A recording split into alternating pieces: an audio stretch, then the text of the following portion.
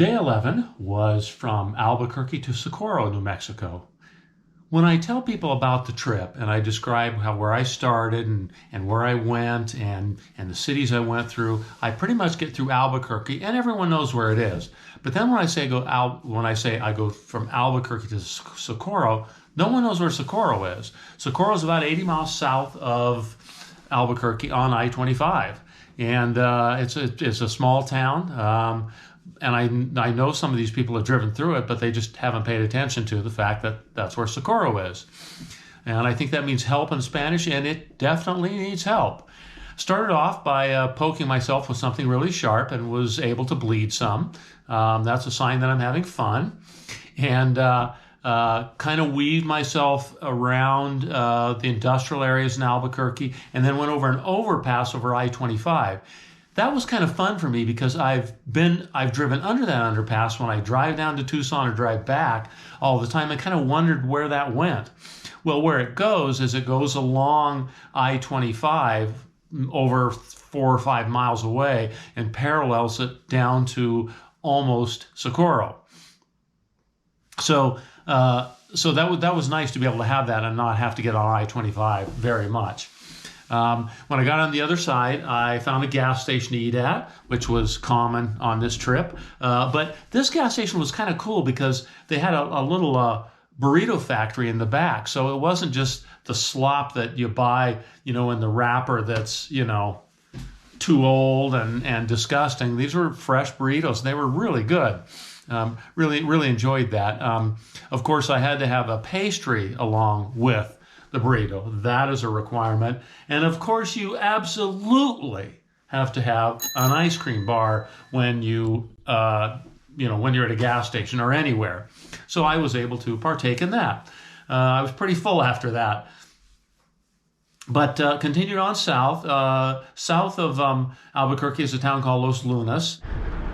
It's just kind of a suburb of Albuquerque. It used to be really small, but it's grown. And there's a lot of farms there and really nice houses south of Albuquerque with plots of land that were gentleman farmer type of land. And beautiful tree-lined road, smooth road, no traffic. It just don't get any better than that. But then as you get further and further south of Albuquerque and of Los Lunas, they kind of get a little more sloppy, not quite as nice, and lots of dogs running around chasing you, which I had experienced already. But then what you do, you're kind of in the Rio Grande River Valley at that point, and then you kind of climb out of it for a ways and continue to head south. But as you can see by that map, it was mostly downhill. But you're kind of in not in green and lush area. It's desert up there. You get away from the Rio Grande, and it definitely is desert in New Mexico. And continued on, and then I got to this intersection that my plan was to keep going straight, and it was about an extra 10 miles, but it kept me off the freeway. But as I was sitting at that intersection, I stopped for a second, and I just had this feeling that I shouldn't go that direction. The other option was to turn right, go to the freeway, I-25, and then get on that for 20 miles or so. But I didn't really want to do that. But so I was just sitting there thinking about it, and a car pulls up, and the guy rolls down his window and says, do you need some directions? I said, yeah, I was going to go straight, and then weave around and get to Socorro. And he said, you can't. And I'm like, why? And he goes, Fish and Game closed the road 2 days ago. If I had taken that route, it would have added an extra 25 miles onto my ride. So it would have been like a 105, 110 mile ride. That would have been really tough that day. So I'm really, really glad that angel came along. That guy was an angel. So I turned right, started heading to the freeway, and crossed the Rio Grande. And as you can see, I have a picture of my bicycle on this trip. And then you can also see there's a picture of me with my bicycle back in 1980 when Nate and I did the cross-country trip. And it was the exact same spot. So it was kind of cool to go by that spot and stop there for a second and think, God, I did this 41 years ago, and here I am again. It's an odd feeling. It's hard to explain the feeling. So then I get near the freeway, and there's this sign that says, bicycles prohibited. Well, yeah, right. Yeah, I'm really going to ignore that. I'm really going to pay attention to that sign. But I was a little concerned. So right as I went underneath the freeway, there was a campground there, one where people pull their big RVs into, and went to the little shop there and asked the gal, and she goes, I really have no idea. So I sat down and bought an ice cream bar. What can I say? Second one for the day, and a soda, and got online and actually looked for the rules. And the rule was that you can get on the freeway if you're going through a town of 50,000 people or less. Definitely Socorro was less than 50,000 people. So I thought, no problem. But I was nervous about it, and cars were going fast. But it turned out to be really nice because two things. First of all, I was able to, I had a wind with me. It was slightly downhill, and the shoulder was really wide. It was probably 12 feet wide. So even though cars were going by me at about 1,000,000 miles an hour, it wasn't really an issue because I had plenty of room, and I smoked it. I did not want to be on the freeway, so I did. It was about 20 miles, and I think I did it in, I don't know, it was 56 minutes, 54 minutes, something like that. That's really fast on a 67-pound bike. That's really moving.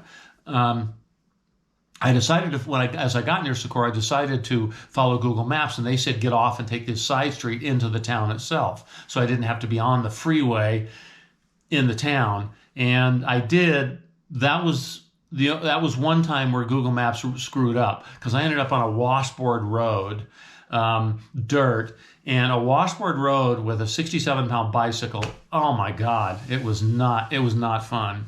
There were parts that did not appreciate that. Parts on me that did not appreciate that. But I finally found some construction guys. I went over this hill, almost through farmland. I saw these construction guys. They said that you're almost to the pavement. So I got to the pavement, continued on over the overpass into Socorro, and was able to get into my hotel room.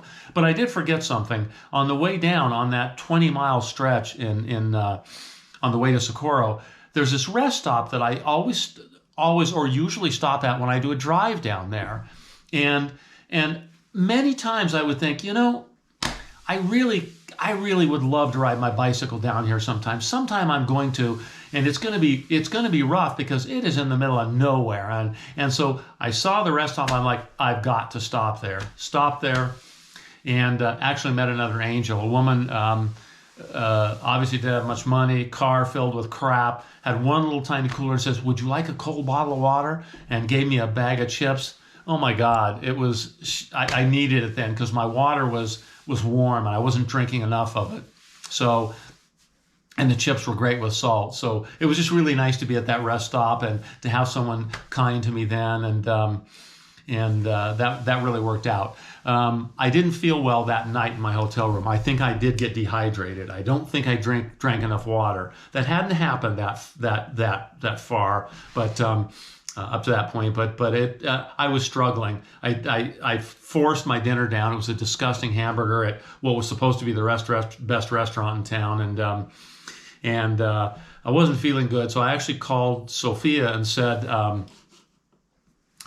I need some help. And she had a list of the hotels that I was staying at. And I said, I need you to move them one day later because I'm not going to be able to make 90 miles the next day. I'm struggling. So she did that and did a wonderful job of that. I'll mention that a little later on. But that was kind of her, and it worked out really well. There's some tough people in Socorro. This girl was working on her truck. She actually was from Texas. She had 4 kids. They were all playing in the parking lot, and she was fixing her truck. Tough woman. So that was the day. Pretty good day, and I was starting to get out in the middle of nowhere, and so that was kind of an interesting feeling to get out in places where there weren't big cities, and the scenery was beautiful. So that was day 11. Not bad. I'll take it.